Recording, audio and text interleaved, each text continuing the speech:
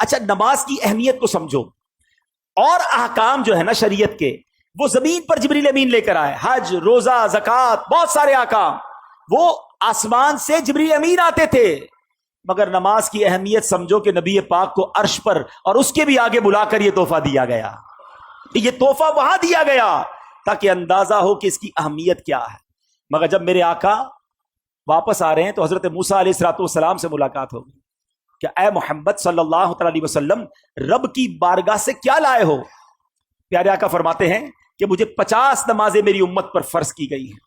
حضرت موسیٰ کہتے ہیں اے محمد صلی اللہ علیہ وسلم اب واپس جائیے، کم کروا کر لائیے، میں نے بنی اسرائیل میری قوم کو دیکھ لیا ہے، یہ 50 نہیں پڑھ سکیں گے۔ نبی پاک پھر جاتے ہیں، واپس آتے ہیں، 45 ہو جاتی ہیں۔ بتائیے 45 ہو گئی، کہا نہیں اور جائیے، یہ زیادہ ہے، کم کروائیے۔ پھر جاتے ہیں، 40 ہو جاتی ہیں، پھر جاتے ہیں 30، 35، 30، آپ عرض کرتے رہے، پیارے آقا جاتے رہے۔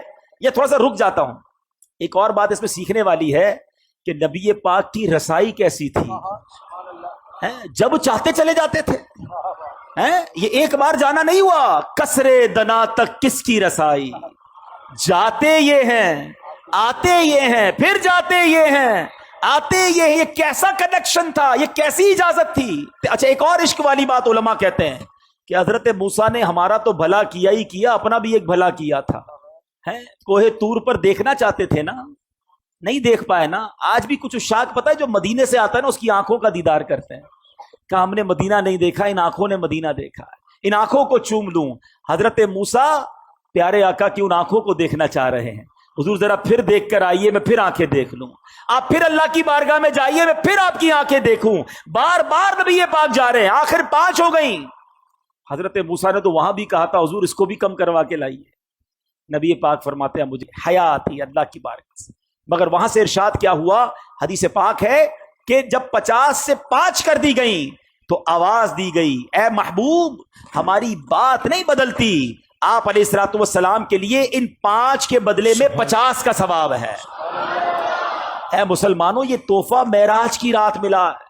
ایک اور عقیدے کی بات، عشق کی بات ہے۔ لوگ کہتے ہیں دنیا سے پردہ فرمانے کے بعد کوئی مدد نہیں کر سکتا، نمازیں وہ 5 پڑھتے ہیں، ہاں بھائی 50 نہیں پڑھتے۔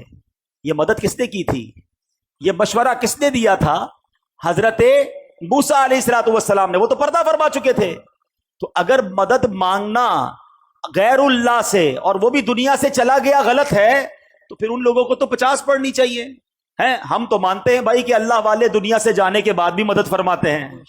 تو اب یہ سمجھنے والی بات ہے کہ یہ احادیث میں ہے، اللہ کے حبیب فرما رہے ہیں کہ مجھے حضرت موسیٰ نے کہا کہ جائیے واپس عرض کیجئے، تو اس کا مطلب یہ ہوا کہ اللہ کے نیک بندے اور انبیاء تو سبحان اللہ، انبیاء، صحابہ، اولیاء اللہ کے کرم سے یہ دنیا سے پردہ فرمانے کے بعد بھی مدد کرتے ہیں۔